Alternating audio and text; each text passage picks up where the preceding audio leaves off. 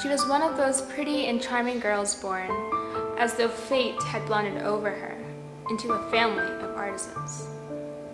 She had no marriage portion, no expectations, no means of getting known, understood, loved, and wedded by a man of wealth and distinction. And she let herself be married off to a little clerk in the Ministry of Education. Her tastes were simple because she had never been able to afford any other, but she was as unhappy as though she had married beneath her. She suffered endlessly, feeling herself born for every delicacy and luxury. She had longed so eagerly to charm, to be desired, to be widely attracted and sought after. Women have no caste or class. Their beauty, grace, and charm are their only mark of rank, and put the slum girl on a level with the highest lady in the land. She suffered from the poorness of her house, from its mean walls, worn chairs, and ugly curtains. All these things, of which other women of her class would not even have been aware, tormented and insulted her. She had no clothes, no jewels, nothing.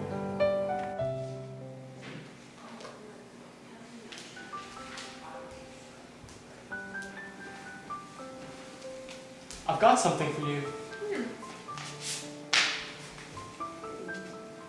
The Minister and Madame Ramponneau request the pleasure of the company of Monsieur and Madame Loisel at the Ministry on the evening of January the 18th. What do you want me to do with this? Why, darling, I thought you'd be pleased. You never go out, and this is a great occasion. I had tremendous trouble to get it. Everyone wants one. It's very select, and very few go to the clerks. You'll see all the big people there. And what do you suppose I am to wear at such an affair? Why, the dress you go to the theater in. It looks very nice to me. What's the matter? Nothing. It's just that I haven't a dress, so I can't go to this party. And I guess you should give your invitation to a friend of yours whose wife will be better turned out than I shall. Look here, Matilda. What would be the cost of a suitable dress, which you could use on other occasions as well? Something very simple. I don't know exactly, but I think I could get one with 400 francs. This was exactly the amount he had been saving for a gun, intending to get a little shooting next summer on the plain of Naterre. Very well. I'll give you the 400 francs, but try and get a very nice dress with the money. A few days later. You've been very odd for the last 3 days. What's the matter?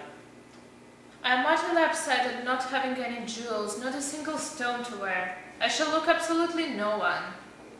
I would almost rather not go to the party. Wear flowers. They're very smart this time of year. And for 10 francs, you could get 2 or 3 gorgeous roses. No, there's nothing as humiliating as looking poor in the middle of rich women. How stupid you are. Go and ask Madame Forestier if you can borrow some jewels. You know her quite well enough for that. That's true, I never thought about it. Choose, my dear.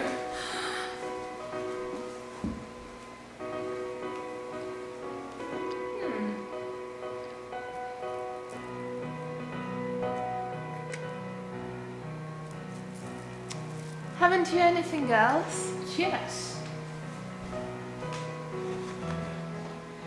Look for yourself. I don't know what you'd like. Merci.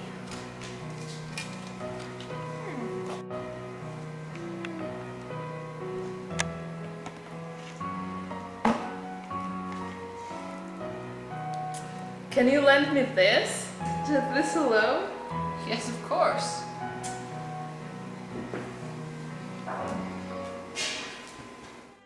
The day of the ball.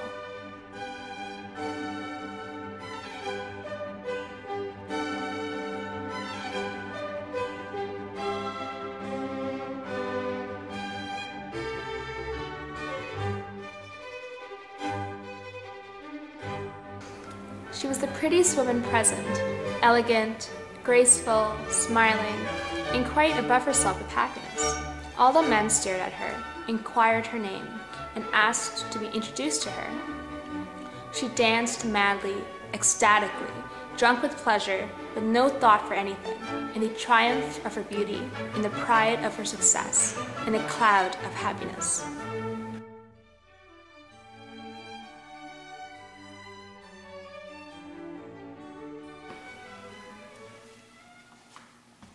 Wake up, will you? Wait here, put on your jacket. I'll go catch a cab.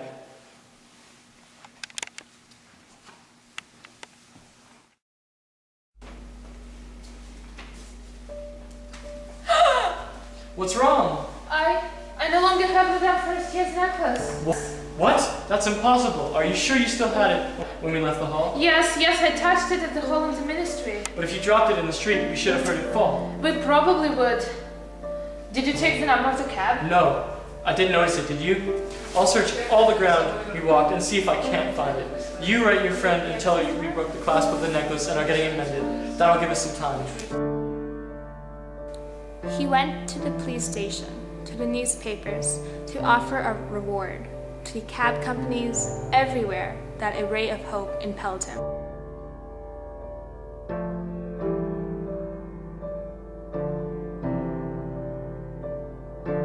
With no luck, they went to buy Madame Forestier a new necklace. Sorry, it was not I who supplied the necklace, but merely copied the box. Oh look, this one looks just like it. How much for that one?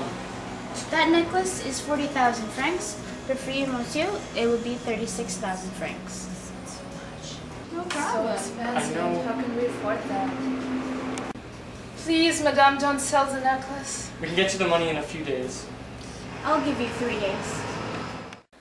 Monsieur Loisel possessed 18,000 francs left to him by his father. He borrowed the rest. He mortgaged the whole remaining years of his existence, risked his signature without even knowing if he could honor it, and appalled at the agonizing face of the future. 3 days later.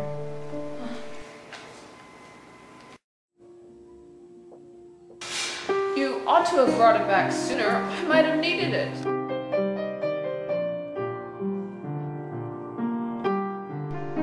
After all the hardship Monsieur and Madame Loisel went through, they were finally able to pay off all their debt.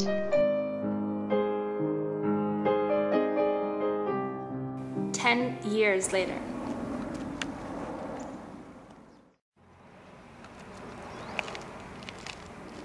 Wait a second, could it be? Good morning, Jeanne.